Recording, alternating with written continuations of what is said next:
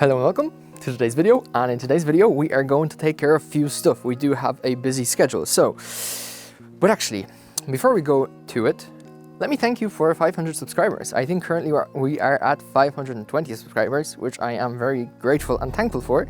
But today we are going to take care of a sticker. We need to put on a new map on the car, as well as code out a few things. I'm thinking about cleaning out the wheels, but I still have some ceramic coating, so that might be a potential other video. But we also need to lube brake sliders or brake caliper sliders. I'm not sure what they are called, but this is something we need to do. We also have to check the drum brakes, so the actual handbrake on the rear. I hate doing those. And the big thing is we're going to put on spacers and make the car look a lot more presentable than what it currently is. So this sticker you are currently looking at is something that used to be mandatory back in the day, and basically it had to display the front plates, which to me doesn't make any sense. Like, why should we have a sticker as well as a front plate which literally show the same information, but whatever. And yeah, so this is not mandatory anymore. We don't need them, and this is basically the very old reg. And basically, anyone who has tried to remove them knows that this is the biggest pain in the ass.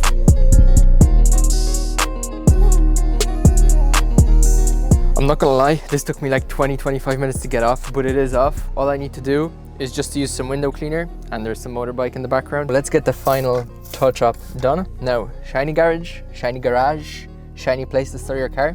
If you want to sponsor me, feel free to do so, but let's give it a final touch up, and everything should be looking fantastic, and it's definitely going to save you some time photoshopping the crap out of this sticker. Depot on the beat.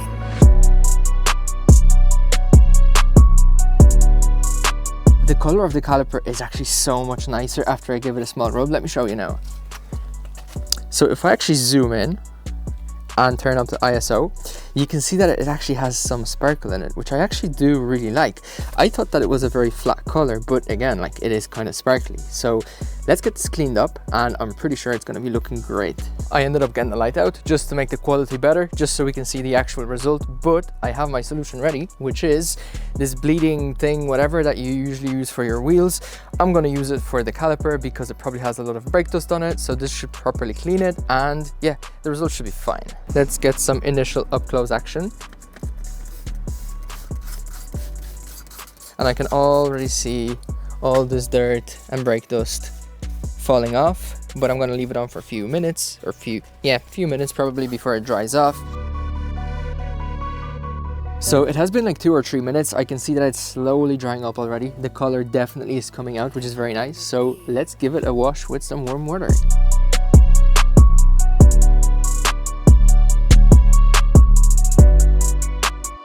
So looking at the caliper up close, it is definitely far from perfect, but it definitely does pop, and it actually looks pretty decent. I'm actually digging this color. I didn't like it before because I thought that it was so dark, but let me show you up close. So hopefully you're able to tell, but since we were getting the wheel off anyway to put on the spacer, I just thought that this might be a nice touch, and indeed it was. It will definitely make the car look a lot better. Now, it is still dirty. You can see a lot of brake dust accumulating here, but for what we want currently, it is definitely not bad. So now, one of the more fun things we will do in this video is to fit on the spacers to make the car look significantly better. I do have 4 different sets, so let's quickly go over it. So it's time to put on the spacers for the front. Now, I'm going to pretend like I just didn't put this one on. It ended up being too thick. I've tried to take it off, but I left one bolt and I couldn't take it off for the life of me until I've noticed the bolt.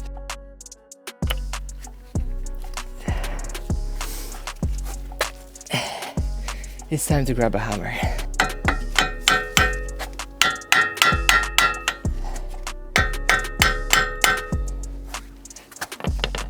I think I am really, has this just really happened? Wow. So for the front, I'll end up going with what the previous owner had. I'm just gonna switch up the bolts because he told me that if I don't fit the front correctly, the actual steering will vibrate. So the previous owner had a bit larger spacers, and I think that the larger surface area will be better. So we are going to go with those, and I'm going to use my bolts. I am definitely not going to lie that I'm pretty excited for this, because the wheels weren't looking too good on photos because they were sticking in too much, where now they should be looking how they should initially from the factory. So I'm not gonna lie, but looking at this wheel with the spacer, I mean, the spacer is just like ideal. It is like, I couldn't go any more out, because check this out. So here's what it looks like. I know it will be really hard to tell, but if I'm literally standing over this, I'm able to literally see like the side of the tire just a tiny bit. But I mean, like, literally we could not have done this any better. Like, the fitment on this right now, it is absolutely ideal. Like, even looking at this car looks so much better. It actually looks proper right now. So since I have 33% on my camera, what I think I'm gonna do is I'm gonna do the other side. We are going to leave the back for tomorrow, hopefully, if not any other day in the week, but we still have some things to do. So I'll get cracking on with the second side, and yeah, enjoy the evening. No, it's evening for me, so whenever you're watching this video, enjoy. So it's day 2. It's nice and light outside, but it's definitely a lot colder now. Before we actually get on and started with the rear, I suspect that something happened to one of the drum brakes, one of the sides. So before I even take off the wheel, I will need to spin it to see if it actually works or not. There really won't be any point of me taking all of this off if there is nothing wrong with the drum brake, and I suspect that if something is really wrong, I'm definitely going to notice it.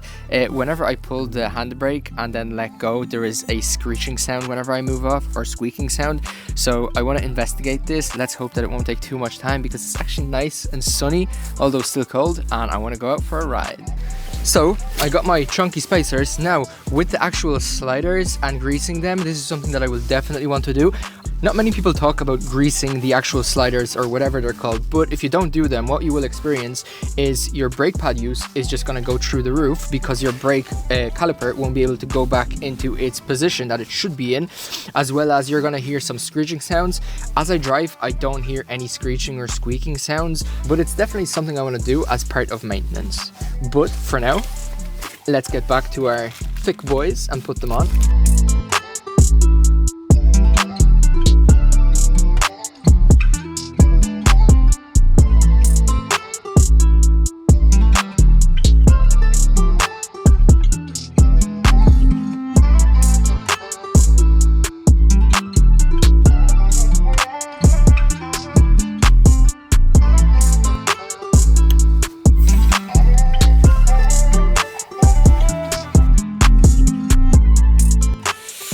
So I'm not gonna lie, there's actually a pretty big difference, like the way this looks, and yeah, I need to show you this. So the front you've seen yesterday, let's check it out in the daylight. You can see that it is nice and technically flush. Now going over to the back, check this out. This is literally perfect. Like, this is literally perfect. Like, even now we could go a lot lower, but for the roads that we have around the area, this is just fine.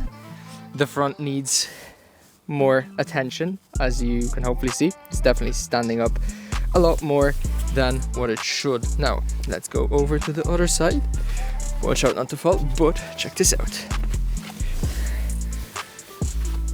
This looks absolutely disgusting, how far it's actually sticking in, and it definitely looks a lot taller, or it definitely looks like it has more space just because it is sticking out.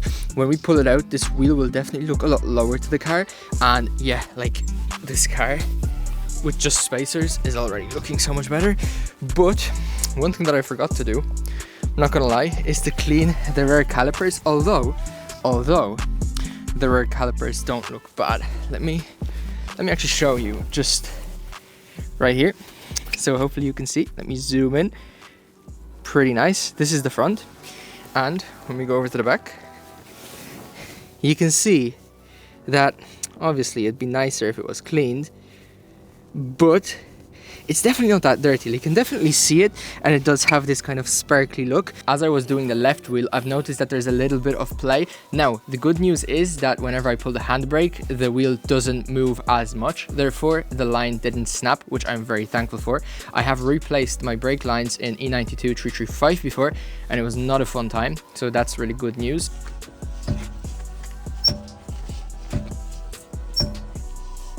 So let's talk about coding now. I do have bimmercode, which I will probably code out certain things. If it won't let me code out certain things, I'm going to use the auto diagnostic device that I have, which also allows coding. And now the most interesting thing is that we do have Alpine MSS, which is software which will allow us to upload maps, custom maps to the car.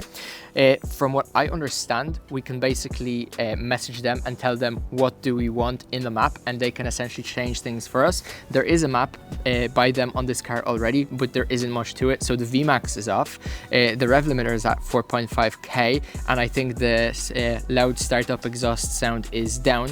Gonna definitely turn that back on. Turn off the limiter, but once we actually get the exhaust which I want, we will be able to be spitting flames. There are certain things such as we can change our RPMs to like 8,600 and whatever, but I'm not going to do it to the car. I just think that it's a bit of a waste because this car is kept in such a good condition. But this is definitely something that we have to look into.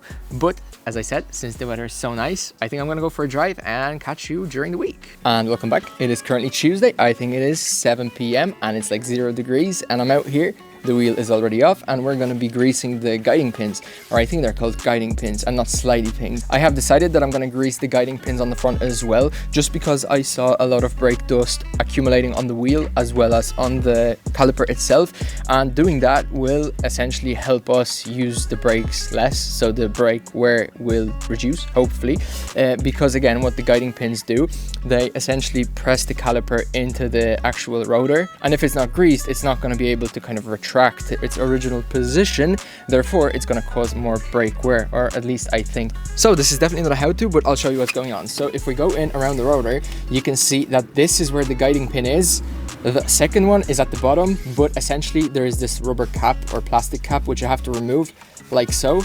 So this plastic piece comes out, and you gotta undo the guiding pin. It's actually not that hard, and to be honest, it is like 0 degrees. It is 7 p.m. and there's so many things that I'd rather be doing now. But to be honest, I'm having so much fun that there isn't actually anything else I'd rather be doing, because in the end, I am working on an M3, which is one of my dream cars.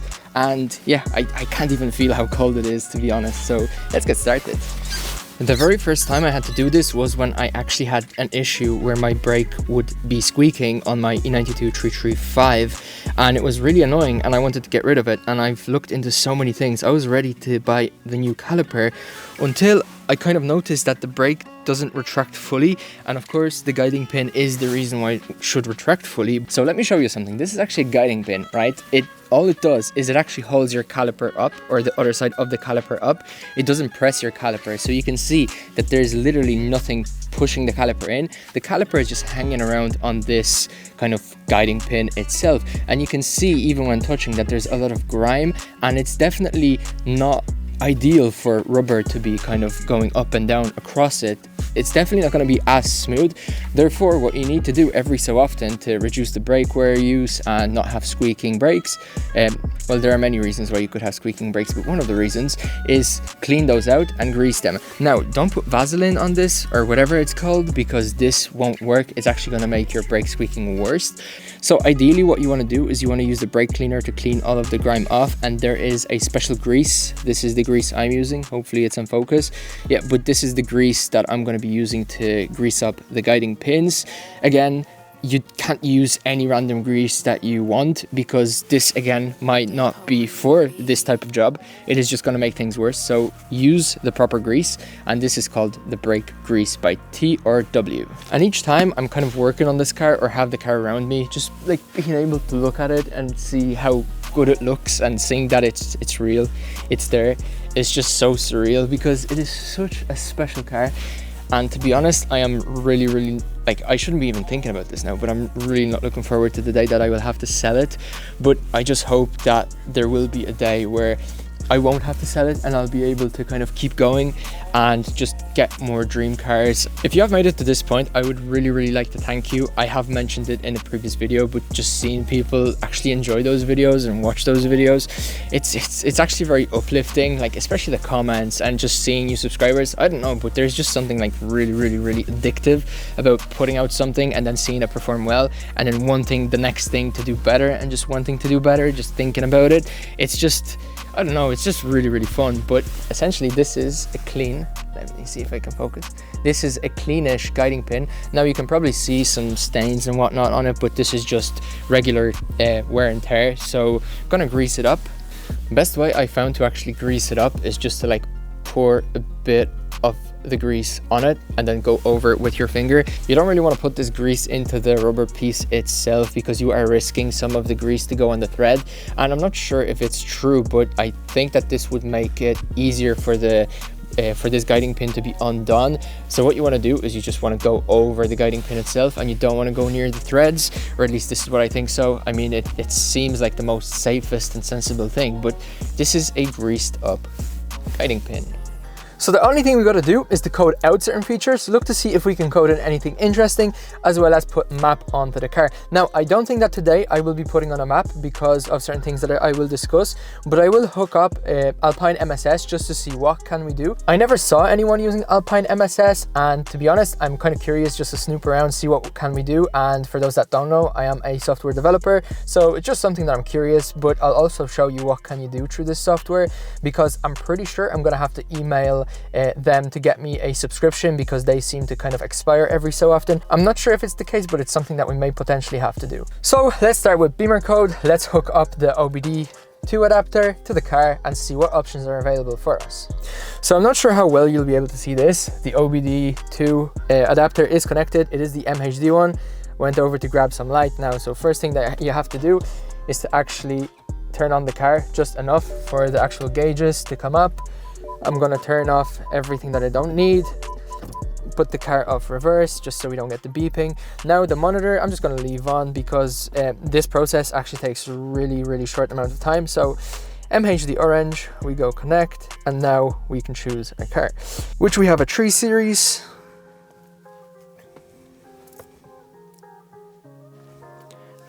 So here we are, and I guess I'm just gonna go through it. If I find anything interesting, I'll definitely share, but I'm definitely coding out the actual front headlight washer spray or whatever it is. It looks like this light definitely helps, but to be honest, I'm somewhat disappointed because I thought that there would be a lot more settings to play with. Like my E92 335 had a lot more options, but yeah, essentially the only thing that I'm gonna be coding out is the headlight washer thing. So up top, the very first option. So once you get that selected to not active, all you got to do is just to press code, and once you do that, your car is going to slightly spaz out, but this is okay.